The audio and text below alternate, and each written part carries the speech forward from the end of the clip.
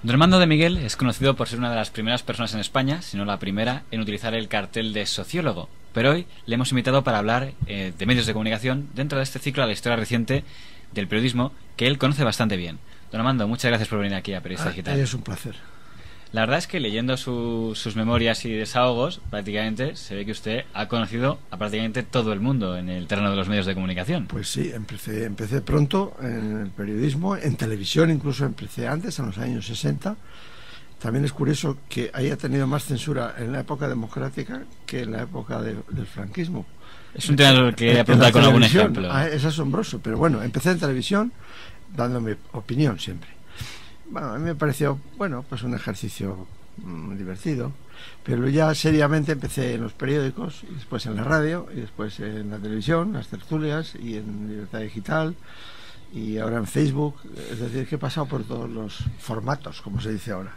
Pues para hablar de algunas cabeceras históricas por las que usted pasó, don Miguel Ángel Gozalo, que fue subdirector del Diario de Madrid, le señaló a usted como figura clave de la redacción del periódico. ¿Cuál diría que fue su papel en esa cabecera vespertina? Fue un poco por casualidad. Yo no pensaba dedicarme a esto de escribir artículos de opinión, francamente. Lo mío era una sociología, digamos, numérica, de encuestas, empírica, y a eso me dedicaba en un despacho, el primero que puso efectivamente sociólogo en la puerta. Y ahí vino una vez el periódico Madrid quería hacer una encuesta, pero quería hacer una encuesta porque era lo moderno, y había unas elecciones municipales que en el fondo no eran elecciones porque no había partidos políticos, pero bueno, había una candidatura oficial y una candidatura independiente, monárquica. Bueno, había un pluralismo limitado. Entonces dice, vamos a ser modernos, hagamos una encuesta como si hubiera elecciones, que era un truco para decir, tiene que haber elecciones, ¿no? Entonces hicimos una encuesta. Y entonces yo tuve que explicar la encuesta. Me dijeron, no, es que ahora hay que explicarla a los lectores. Y dije, bueno, ¿y eso cómo se hace?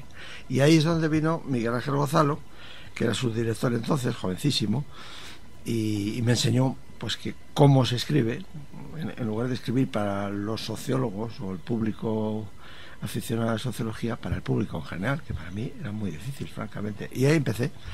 Y escribía normalmente los sábados, a veces con seudónimo, porque bueno, estábamos siempre con la espada de Demóstenes, como decíamos nosotros. Porque la difraga incluía esa posibilidad de poder... Hombre, la difraga implicaba que no había censura previa. Eso, censura previa. Pero uno se tenía las consecuencias. Se exponía a que si aquello no le gustaba al poder, pues cerrar el periódico, pusieran multas, como hicieron. Lo que quería preguntar, ¿estaba en el Diario de Madrid cuando el famoso artículo aquel de no al general de Gaulle o con el cierre posterior? Lo recuerdo perfectamente porque lo discutimos en Consejo de Redacción, que eran estupendos los consejos de redacción, y las cenas. Organizamos una cena hasta las 2 de la mañana todas las semanas, y eran fantásticas, era un ambiente extraordinario. Y muy apetecible, digamos. Además, entonces los artículos había que llevarlos al periódico, no existía esta cosa de escribirlo directamente de la internet, había que llevarlos físicamente, y además te pagaban físicamente cuando los llevabas. Pero eso era una ocasión de vernos, porque claro, siempre había alguien allí llevando un artículo, y aparte, como digo, había pues estas tertulias o reuniones, y hubo una muy intensa sobre este artículo del no al general de Gaulle, que claro, todo el mundo entendió que era un no a Franco. Y no era esa la intención. No, sí era esa la intención. Lo que pasa es que ese era el juego siempre de escribir entre líneas. E incluso yo me acuerdo que propuse en esa reunión que se llamara simplemente no al general. No me hicieron caso, me dijeron, no, cierran el periódico. Le digo, hombre, si queréis que la gente entienda que es el general Franco, pues le ponéis no al general, aunque luego solo hable de Gaulle. Pero esa era la travesura, y menos mal que no me hicieron caso, porque si no hubieran cerrado el periódico, sí. Aunque en ese momento fue solo una suspensión, que no fue poco, de casi, creo que 4 meses, creo que fue la suspensión más amplia. Un día un periódico, claro. En cuanto te cerraban unos días, un día el periódico, pues la publicidad se iba, claro. Luego volvieron a abrir y esto otro periodo más hasta que ya lo cerraron definitivamente en el 71, creo que fue. ¿Seguía en esa etapa última? El 71 yo estaba en la cárcel, detenido en Madrid, en un hotel, por un artículo que lo mandé al Madrid, y me dijeron, no, esto no puede ser porque es demasiado arriesgado. Y entonces lo mandé a una revista que, como era de empresa, pues bueno, una revista de empresa, Era sobre la cruzada de liberación, la guerra civil y todo eso. Yo sostenía que no fue una cruzada, que fue una guerra civil, una cosa bien tonta. Pero eso no se podía publicar en un periódico, se publicó en una revista. Pero bueno, me metieron 6 meses y cuando se cierra el periódico definitivamente estoy yo en el Madrid, pero estoy en Barcelona, pero estoy naturalmente escribiendo. En los últimos momentos pues mandé algún artículo desde la Plaza Real, donde estaba en house arrest, prisión domiciliaria. Aquí cuando habló don Antonio García Trevijano, que fue apoderado del Diario de Madrid, él nos aseguró la versión, que es verdad que también tengo que decir que el señor Gonzalo no lo acaba de compartir, de que él decía que el artículo de No al general de Gaulle y otros que se hicieron posteriormente, él se atribuía la autoría de esos artículos, eran para provocar el cierre del periódico, porque decía que como económicamente no iba a aguantar, la estrategia era provocar que la dictadura lo cerrara y así poder cobrar una indemnización. Esa es la versión que contó el señor. ¿Usted qué opina de eso? Bueno, sería el punto de vista de Trevijano, pero los demás no. Los demás lo que queríamos era jugar, en fin, si nos lo cerraban, mala suerte, pero jugábamos a estar siempre en el borde y a influir en la opinión, que es de lo que se trata, y empleando todo tipo de estratagemas. Por ejemplo, mis artículos salían los sábados. ¿Por qué los sábados? Pues porque entonces no había internet ni nada de esto, y los sábados Fraga estaba por ahí de cacerías, de paradores, en fin, lo dedicaba. Está menos atento. No es que no estaba atento, es que estaba tan alejado que no le llegaban los periódicos. Eso, si estaba cazando perdices en la Sierra de Cazorla, allí no llega ningún periódico. O sea que solamente cuando regresaba el domingo por la tarde tenía los periódicos, pero ya era tarde para cerrarlo. Por eso yo, me especialicé en escribir los sábados, porque se supone que yo era más crítico. No sé, tampoco era muy crítico, la verdad es que la crítica era floja, porque además yo hablaba de la realidad cotidiana, de la sociología. Yo tampoco hablaba tanto de política, sino de la realidad. Pero eso estaba mal visto, hablar de la realidad. Cuando hemos mirado aquella época en las hemerotecas, me ha sorprendido la agresividad de otro diario vespertino, donde además también escribía mucha gente que luego fue muy democrática, que era el diario Pueblo, la agresividad del diario Pueblo con el diario Madrid. Sí, una agresividad. Es casi equiparable a la que años después habrá en la prensa, en Democracia, en cabeceras madrileñas. Sí. ¿Qué era? ¿Era una cuestión comercial o era una cuestión era una cuestión personal? A mí, por cierto, me nombraron en aquellos años popular de pueblos, me dieron un premio. Que no afectó en su persona, todos los años hacían una fiesta y daban una... Bueno... Y don Emilio Romero estaba... Emilio Romero, sí. Y me dieron ese título. O sea que yo personalmente no tenía nada en contra de Emilio Romero, al contrario, me llevaba muy bien. Pero eran dos mundos, porque claro, el Pueblo era el mundo aparentemente de izquierdas o progresista y tal, pero dentro del régimen. Y el Madrid era un periódico liberal fuera del régimen, claro. Son dos mundos, ¿no? Bueno, usted cita muchos periodistas de aquella época, sería imposible citarles a todos, pero algún nombre sí me interesaría recordar. Por ejemplo, don Eugenio Suárez, que tenía un pasado, había estado en la División Azul, pero luego acabó casi odiado por los más franquistas. No me sale el nombre de la revista, es tan famosa. El Cocodrilo. El Cocodrilo. Sí. Yo colaboré ahí mucho también. También teníamos una reunión semanal. Es que antes los periodistas se reunían, ¿no? Yo creo que es que ahora con esto de la internet no se reúnen. En televisión, ¿no? En las tertulias. Bueno, ya, pero quiero decir, se reúnen a cenar. Y nosotros nos reuníamos en el Centro Riojano todas las semanas y allí se planificaba un poco el número y se veían los problemas y se veían textos. Estaba Chumi, había gente interesantísima ahí. ¿Y cómo podría catalogarse a don Eugenio Suárez? Un hombre con un gran sentido del humor, y por eso hizo El Cocodrilo, crítico del régimen, pero al mismo tiempo proveniente del régimen, bueno, como tantos otros, lo que se llamó aperturismo. Si lo que luego hemos llamado transición no se entiende sin el aperturismo, es decir, la transición no vino del exterior, no vino del Partido Socialista en el exterior ni nada por el estilo, no, viene del interior, y si viene también de los socialistas y los comunistas es porque se metieron en el interior, y sobre todo por los llamados no sé, se pueden llamar de mil maneras, pero aperturistas se llamaron a sí mismos, es verdad, Martín Villa, en fin, Torcuato, Fernández Miranda, los de dentro, y Suárez, no digamos, los que habían estado dentro, que dicen hay que abrirse, porque había un acuerdo de que muerto Franco no había sucesión posible. Yo creo que esto los aperturistas lo sostenían. Hombre, el búnker que se llamaba no, pero el búnker era una minoría. Usted ha comentado antes, y también lo cuenta en sus memorias, que Televisión Española notó, aunque suene muy fuerte decirlo, más apertura durante la etapa final del régimen que luego con la llegada de la democracia. Sí, es cierto, por lo menos en mi caso. En mi caso ha tenido todo tipo de censuras en televisión. Se prohíbe entrevistar a este señor, hacerle propaganda de sus libros, decir que escribe, en fin, una persecución extraña, estrambótica. Y sin embargo el franquismo, hombre, pues todo el mundo sabía que estaba en Madrid, o que era o que escribía cosas, poco adicto, por lo menos. Poco adicto, o que escribía cosas de sociología que siempre podían ser peligrosas, pero al mismo tiempo les atraía que un sociólogo pudiera dar su opinión. Se cuenta que hubo un 20 de noviembre en el que dijo noticia, hoy no, ¿sí? Se la de José Antonio. Sí, me acuerdo perfectamente de eso. Un 20 de noviembre me tocó ese día, después de comer, un comentario de la actualidad, y dije, hombre, qué curioso, hoy se cogen los periódicos y nadie en primera dice que es el aniversario de la muerte de José Antonio. Creo que están cambiando las cosas. Claro, no pudieron, es que entonces no había vídeo. Yo creo que el vídeo se inventó después de la televisión. Es decir, era todo en directo, la música era en directo, todo era en directo. Ahora ya que estaría el corte de YouTube inmediatamente, pero en aquella época no se podía cortar. Y entonces yo veía que los cámaras y todos los que están allí estaban temblando, pero bueno, y fui otro día después y algunos días más. Es decir, que no, pues no, tampoco decía nada.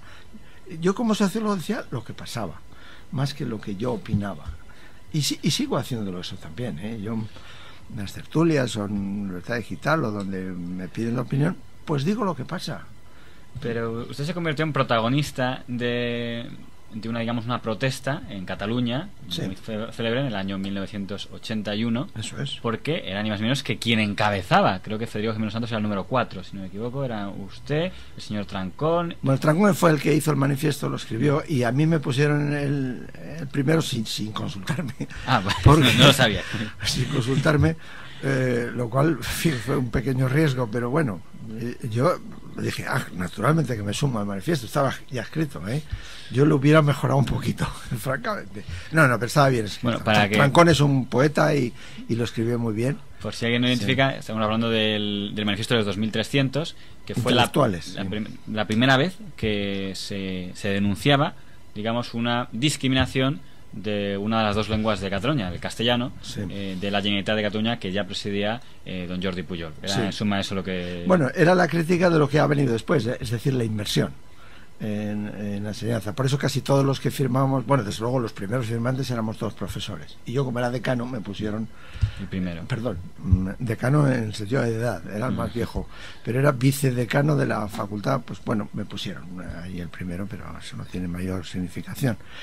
Y ahí también era un manifiesto que, si se lee hoy, pues hombre, tampoco es tan radical. Simplemente decíamos lo que pasa y lo que va a pasar. Y decíamos, hombre, Cataluña es bilingüe, es una realidad, y la enseñanza tiene que ser bilingüe. Fíjate lo que pedíamos. Era manifiesto en pro del bilingüismo y en contra de la inmersión, porque la inmersión significa intentar desplazar un idioma por otro. Es lo que ha ocurrido, por otro lado. La verdad es que sorprende también, en este caso, la agresividad prácticamente de toda la prensa de Cataluña y parte del ámbito nacional, pero incluso periódicos relativamente moderados nacionalistas, La Vanguardia, el periódico de Cataluña, artículos todos muy duros, como provocación, incluso algunos, el presidente del Parlamento de Cataluña, que prácticamente los compara con los golpistas del 23F, y dice que hay que despreciar a estas personas. Bueno, fue un ataque furibundo. ¿Por qué sentaba tan mal que alguien...? Porque hablamos de la realidad, es lo que te digo, siempre. Por eso el sociólogo es muy peligroso, porque dice lo que pasa y lo que va a pasar, y eso sí que no se tolera. Decir lo que pasa, eso no hay más.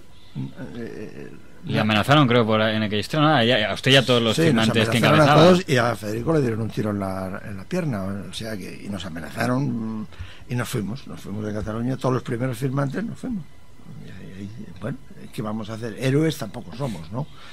O sea, no pensábamos. Yo estaba escribiendo entonces en el periódico de Cataluña y me echaron del periódico. A mí me han echado mucho periódicos. Sí, porque además, yo sé que luego el periódico de Cataluña a usted le atacó bastante, pero en ese momento creo que dirigía a don Antonio Franco y don Antonio Asensio estaría allí. Antonio Franco, sí, creo que lo dirigía. Es que yo había estado en el diario de Barcelona, donde estaba Antonio Franco, que lo dirigía Manolo Martín Ferrán. Yo empecé en Barcelona, empecé en el Diario de Barcelona. Tuve muy buena relación. También teníamos reuniones de... Aquí hablamos otro día con el señor Sopena y con el señor Villamestre, porque hemos tenido dos visiones muy diferentes del tema de Tristán La Rosa y tal. ¿Estaba en aquella etapa? Sí. Yo participé en aquel momento. Es más, la sociología del franquismo, que lo hice en el 74, lo hice en Barcelona, 73 lo hice, con el archivo del Diario de Barcelona. Tengo un archivo estupendo de fotos y de artículos, y me sirvió estupendamente para hacer ese libro. Y de ahí fue al Periódico de Cataluña. Porque claro, los de Diario de Barcelona se fueron al Periódico de Cataluña, que empezó entonces, y empezamos a colaborar, en paz y armonía, hasta que llega lo del manifiesto y a mí me echan. Entonces podría parecer lógico que un sector dijera, pues no estamos de acuerdo, pues nosotros consideramos que el catalán, para que sobreviva, tiene que ser, digamos, estar por encima del castellano, porque si no puede desaparecer, pero parece interpretarse que hay como una ofensa, es decir, no es que estemos en desacuerdo, sino que nos ha ofendido este manifiesto. Sí, pero no sé por qué les ofende, porque hablamos de la realidad. Primero, además, lo que ha ocurrido es, dos cosas. Primero, se ha intentado, y se ha logrado en gran medida, desplazar el castellano del mundo oficial. Ya es una cosa artificiosa, porque en el mundo real está el castellano tanto o más que el catalán, y no se puede desplazar. Por lo tanto, podrá haber una inmersión en el mundo oficial, pero luego en la vida real se necesita el castellano. Es decir, un escolar que estudie solo en catalán, pues le va a ser muy difícil después encontrar un empleo en Sevilla o en Gijón o en México o en Buenos Aires, y lo están notando. ¿Para qué les han hecho esa inmersión? Si hay dos idiomas, y se puede, además es perfectamente compatible la supervivencia de dos idiomas. En Finlandia hay 4 idiomas, y todo el mundo sabe 4 idiomas en Finlandia, y tiene la tasa mejor de calidad de la enseñanza, ¿eh? Todo el mundo sabe ruso, finlandés, finés, sueco e inglés. Pero vamos, todas las personas que tienen bachillerato saben 4 idiomas, y algunos saben alemán y alguna otra cosa. No desplaza, al contrario. Todo el mundo sabe que si de niños empieza a estudiar un idioma y otro, pues mejor que mejor. Sobre todo porque el catalán y el castellano tienen la misma raíz, y no, el vascuence es ya más complicado, pero el catalán y el castellano, santo cielo, sí, es como un vaso de agua clara, que decía Pemán, es un famoso artículo. Con los ABC, el señor Anson nos recordaba muy bien ese artículo. De todas las censuras que ha tenido usted, me gustaría hablar de varias, pero una que me impactó totalmente cuando lo leí en sus memorias es el tema del atentado de Hipercor en Radio Nacional de España. Eso fue el otro sitio que me echaron. Claro, pero el motivo es por decir que un atentado de la banda terrorista ETA lo había cometido la banda terrorista ETA. Otra vez, los hechos. Lo que más molesta es los hechos. Pero unos hechos que taparlos era como poner puertas al campo, porque se iba a descubrir... Pues fue una discusión en directo. Aquel día entraba yo en la tertulia de Radio Nacional de España, que además estaba cerca de mi casa y me convenía. ¿Quién dirigía en aquella época? Pepe Cabero. Claro. Y era una tertulia muy maja. Entonces, hablando con Pepe Cabero, bueno, pues oye, si me pilla lo de casa, pues nada, total, me incorporo a la tertulia. Pero el mismo día que me incorporo ocurre lo de Hipercor. Qué maldita casualidad. Y llama en directo el alcalde de Barcelona, Pascual Maragall, y dice: esto no es un atentado, es un accidente. Y yo le digo en directo: señor alcalde, eso no se lo cree nadie. Esto es un atentado como la copa o un pino, y huele a ETA, pero vamos, poco hay que saber. Y sería bueno que usted se enfrentara a la realidad, que es un atentado. El hombre se puso histérico por las nubes, y cuando salí de la tertulia me llamó Pepe Cabero a casa y me dice: Amando, mañana no vengas. Pero no era cosa de... Son órdenes de muy arriba, me dijo. Muy arriba. No sé si arriba qué quería decir. Bueno, en ese momento dirigía ya Radio Televisión Española doña Pilar Miró, y dirigía Radio Nacional, me parece que era don Eduardo Sotillos, ¿es correcto? Sí. Entonces, supongo que sería la pirámide... No, me temo que venía de más arriba. Sí.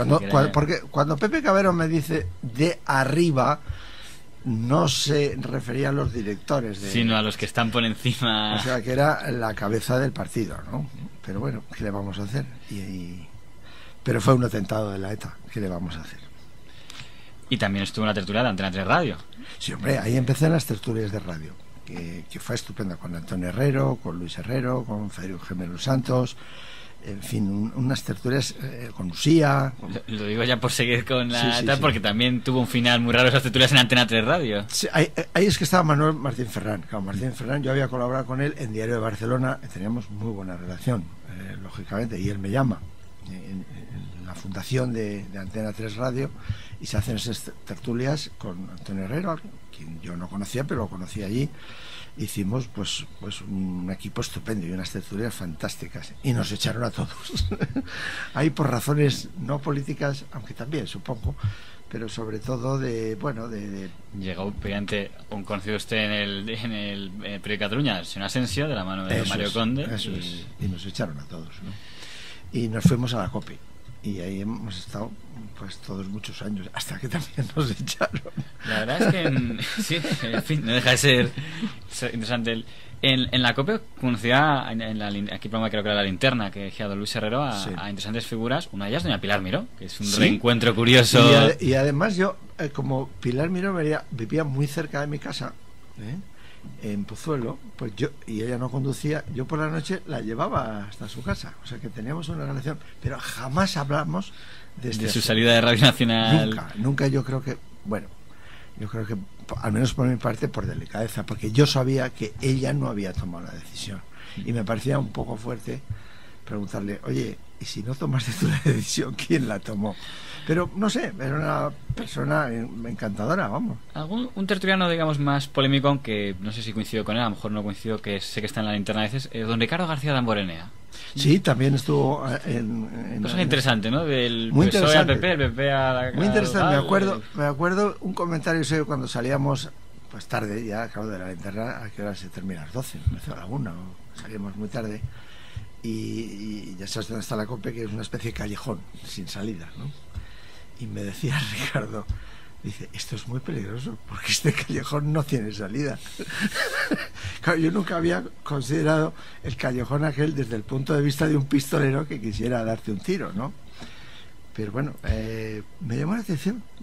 Es un callejón sin salida, es verdad. No lo había pensado. ¿Y en la COPE les sorprendió, se molestaron por el hecho que luego se descubriera que el señor Damborenea no había reconocido que sabía más de lo que sabía sobre la etapa del felipismo primera? Sí, bueno, sospechamos todos que sabía mucho, pero la verdad es que era un contertulio estupendo y tenía muy buen juicio, y era una persona muy... Digo, era en el pasado... Porque no, bueno, está vivo, pero en fin... No es ya un personaje público. Eso es el papel que entonces representaba, pues era una persona muy culta, muy instruida, que es lo que yo siempre he admirado y me han gustado las tertulias, que sobre todo sean de gente culta. Es lo que me ha gustado de Federico Jiménez Santos, por ejemplo, o de Manuel Martín Ferrán, o yo que sé. Yo he tenido esa suerte que en el periodismo he tropezado con gente culta, porque en el periodismo también hay analfabetos, Hablando de personajes, digamos, con reciente actualidad, aunque a lo mejor no le conoció, pero coincidió, creo, en Diario 16, ¿con Antonio Alemany coincidió alguna vez? Sí, naturalmente, él venía a las cenas del Diario de Madrid, una persona encantadora, sí, también muy culto, sí, una persona ocultísima, y escribía en el Diario de Madrid, y sobre todo venía a las cenas, que las cenas eran como el elemento de... eran los miércoles, me parece, claro, todo el mundo lo sabía y no había que convocar, entonces no se convocaban las cosas, ¿no?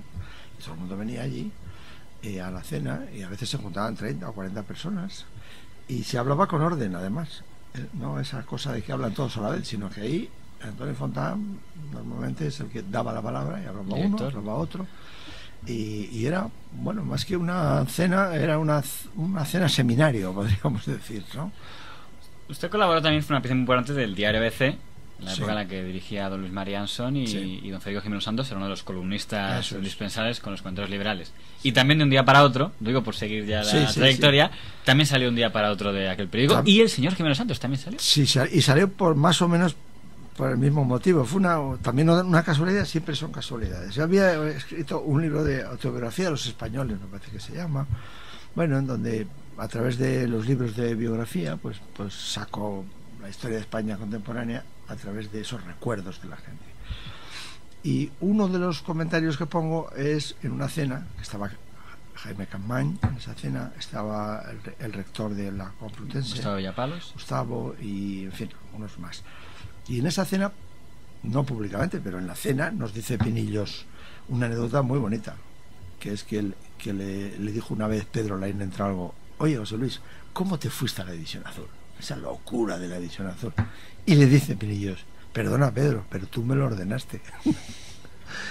Claro, la anécdota es brutal, porque claro, en el ínterim, tanto Pinillos como Pedro Laín pues se habían hecho opuestos al régimen, y como todos, quedó como uno de los como todos, es decir, otros aperturistas, todos somos aperturistas. Y claro, aquello le molestó mucho. No, claro, pero yo lo pongo en el libro, no pasó nada. Pero el libro, en la presentación, lo presenta Federico Jiménez Los Santos y saca precisamente esa historia y la cuenta.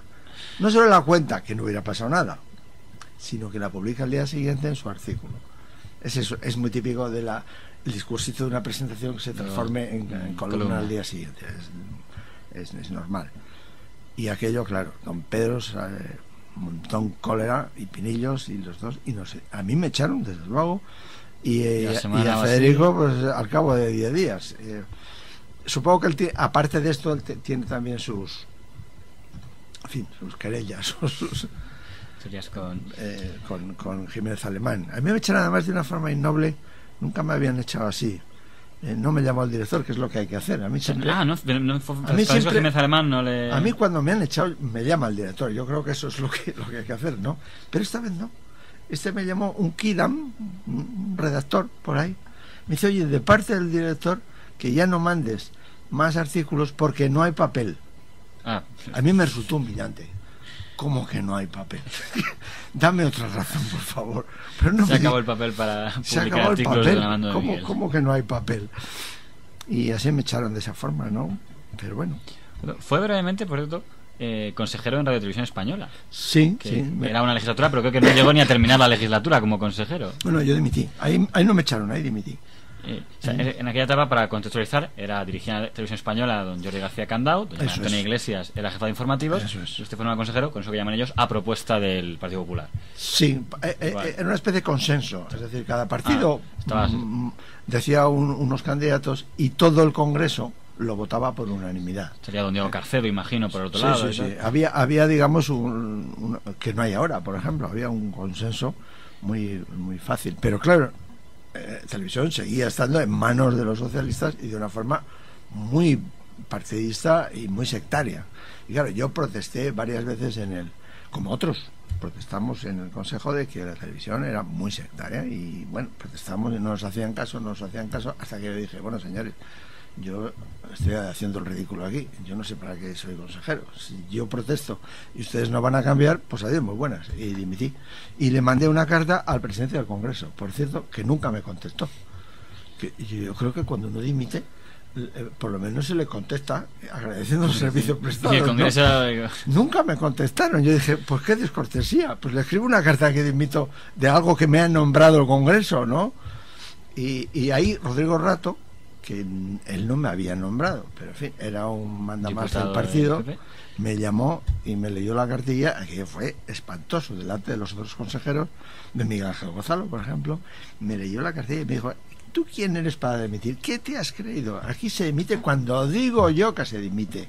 Y yo dije: lo siento mucho, pero en mi doctrina el verbo dimitir es personal, yo dimito. Eso sí que eso es un testimonio brutal. O sea que en este caso el Partido Popular, igual que imagino los partidos, consideran que ellos son dueños, ejercen de los consejeros y no tienen libertad de dimitir. ¿Cómo que no tienen libertad? Ni para dimitir. A mí esta cosa que se dice en España de pongo mi cargo a disposición, en fin, ¿cómo mi cargo a disposición? Uno dimite si quiere, no tiene que dar ninguna explicación. A mí eso de no me dejan dimitir, no han aceptado mi dimisión. ¿Cómo que no aceptan la dimisión? Las dimisiones hay que aceptarlas porque son parte de la libertad de cada uno. Si a mí me nombra el Congreso, yo le escribo al presidente del Congreso y desde luego se me contesta como Dios manda, y no me contestaron. Bueno, es igual, tampoco pasa nada. Pero es bastante revelador. No hemos hablado del diario El País, que es una que yo quería preguntar. El diario El País me da la impresión, cuando leo artículos del año 80 sobre Don Armando de Miguel, que eran muy positivos. El libro de los filósofos bonitos lo comentan con mucha repercusión. Y en cambio, todo lo que sea a partir de determinado año para adelante de Armando de Miguel es francamente negativo. No, es que solo puede ser negativo. Entonces, pues la pregunta sería, ¿qué pasó ahí? Por ejemplo, ya no me hace ninguna entrevista, ya no hace ninguna reseña de mis libros. Bueno, ya, si me permiten, cuando estaba, creo que sí, es que en el Consejero de Económica y Social han sacado artículos donde llaman a usted contra más machista, contra las mujeres, enemigo de las mujeres. Todos me han llamado de todo. Pero la historia del país, ¿hubo algún motivo? La historia del país es muy extraña.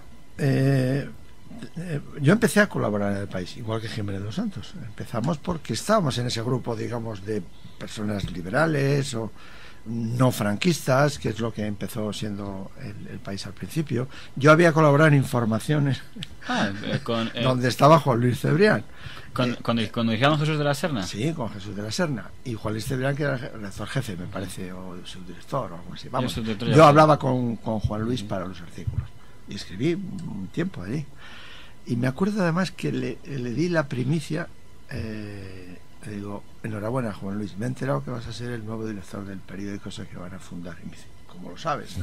No sé, ya no me acuerdo por qué me enteré, pero me enteré muy pronto, mucho antes de que... Bueno, total, que teníamos buena relación y empecé a escribir en El País, hasta que llegó un momento en que me dijeron, pues no mandes más. Y durante un tiempo, efectivamente, pues tenía una relación, bueno... Pero no dijeron ningún motivo. No, ningún motivo. No, ahí no hubo ningún motivo. ¿Por qué fecha puede ser para que le pongamos? ¿Por lo de la coincidió con la fecha del manifiesto? Ya con la llegada del PSOE? Mucho antes. Muy al principio fue. Hombre, yo publiqué un libro, ¿cuándo sería este libro? En los años 70, sí. Un libro sobre periodismo de opinión. Y ahí decía que los artículos de Juan Luis, hombre, dejaba mucho que desear por el dominio de la sintaxis y de la gramática. Eso es una pista. Entonces, claro, eso de atacarle a Juan Luis por una cosa puramente técnica, que es que frases muy largas, no domina la sintaxis, eso le dolió muchísimo. Y supongo que es por eso, por una cosa personal. Pero bueno, tampoco... No sé, pero esta crítica yo se la he hecho a muchas personas y a mí mismo, porque si se cogen los artículos, los primeros del Madrid, la sintaxis es espantosa. Y entonces se dio una especie de silencio absoluto, salvo cuando, sí, pues claro, como el libro de la misión de César o tal, que ya empiezan, digamos, en contra. Todo. En contra, sí. Tan en contra que muchas veces me han hecho entrevistas, cuando voy a un sitio a dar una conferencia, pues el corresponsal del País pues me hace una entrevista como todos, ¿no? Y le digo, no te molestes porque no la van a publicar. Y me dice, ¿pero y eso? Y bueno, yo la contesto. Y varias veces me ha ocurrido. He accedido a la entrevista y no se ha publicado. Solamente una vez, excepcionalmente, y es un caso único, salió una entrevista mía en El País. Y era un domingo, o me parece que era, que hacían un especial del País y un periódico holandés, y hacían el mismo periódico los dos países, una cosa muy bonita por otro lado, ¿no? El mismo periódico en holandés y en español, y entonces seguramente Juan Luis entrevistaba a algún intelectual de Holanda y el director de Holanda vino aquí y me entrevistó a mí. Claro, yo no le conté nada de mis cuitas y hablamos de, ya no me acuerdo de qué, y esa entrevista se publicó ese día en El País en español, claro, y en holandés, supongo. En Holanda, pero no deja de ser curioso que no se ha publicado. Pero incluso recuerdo alguna vez en un anuncio pagado de una tanda de conferencias, donde yo era una de ellas, que ese anuncio pagado quitan la mía, que es asombroso, ¿no? Eso parece de Orwell, ¿no? Es decir, que yo había desaparecido. Esa cosa, a veces hay cosas de estas parecidas a Orwell, ¿no? Las fotos desaparecen, que desaparecen, ¿no? Como las de Stalin, ¿no? Como las de... Sí. Bueno, por cierto, me ocurrió una cosa en Barcelona hace poco, relativamente hace poco. Pedían no sé qué en la universidad de méritos, no sé qué, papeles, todas esas cosas para dar sexenios, no sé qué, esas migajas que dan a los profesores. Entonces yo escribía a Barcelona que me mandaron un certificado de que había estado allí enseñando unos años. Y me contestan, vistos los archivos de esta universidad, usted no ha sido profesor nunca de esta universidad. O sea, fíjate que de la historia de la institución no existe. Había desaparecido, luego fue un error naturalmente, pero no me digas que no es interesante una carta que te diga, usted no figura. Eso sí que es como decís de la obra de Orwell cuando no existe. Claro, no existe, que lo tachaban, había un aparato para tachar de la historia los que habían sido rebeldes y bueno... fue un error, pero no deja de ser un error curioso, ¿no? De que yo había desaparecido de los archivos de la universidad. Y ya digo, fui catedrático y vicedecano, o sea que... Pues dos cosas para terminar. Yo no me gusta preguntar. Uno sería su opinión sobre la televisión actual, cuando se habla tanto de estos programas de telerrealidad que dicen son experimentos sociológicos, tal. ¿Usted tiene alguna opinión de...? Bueno, es un abuso de la sociología, ¿no? Yo creo, se abusa mucho de la sociología y de la psicología y de otras ciencias, supongo. Pero no, esos experimentos no son tales experimentos y es todo falso y todo ficticio y es una broma, ¿no? Y luego, usted fue uno de los, no sé si fue cofundador, pero luego está desde el principio en Libertad Digital. ¿En qué momento, Sí, digamos, se involucró en el periodismo online, por así decirlo? Desde el principio estoy, sí, porque, claro, se hizo con los de la COPE y al mismo tiempo que estábamos en la COPE, soy accionista de Libertad Digital desde el primer momento, vamos, tengo una acción o dos, tampoco es que tengo un capital. Pero bueno, era lógico, pues si estábamos ahí, Racarte y todos los que empiezan en Libertad Digital, pues estábamos ahí. Y bueno, pues empecé desde el primer momento, con una sección rara, extraña, pero que ya llevo 11 años y no hay manera de que se agote, que es un comentario lingüístico. O sea, no es tanto un comentario político como un comentario lingüístico, el uso de la lengua, el uso del habla, que es una cosa que siempre me ha fascinado desde ese comentario que le hice lingüístico a Juan Luis Cebrián, para mi desgracia, pero siempre me ha interesado eso de lo mal que se escribe a veces en los periódicos o las anfipologías o las metáforas mal empleadas o no sé, todo eso me ha fascinado siempre, el politiqués que llamé yo. Este repaso breve a la trayectoria de don Armando de Miguel, para algunos brillante, otros dirán que un apestado de que no quiere ser nada, pues entonces le agradecemos que haya compartido este rato con nosotros. Los brillantes siempre han sido un poquito apestados. Muchas gracias. Gracias.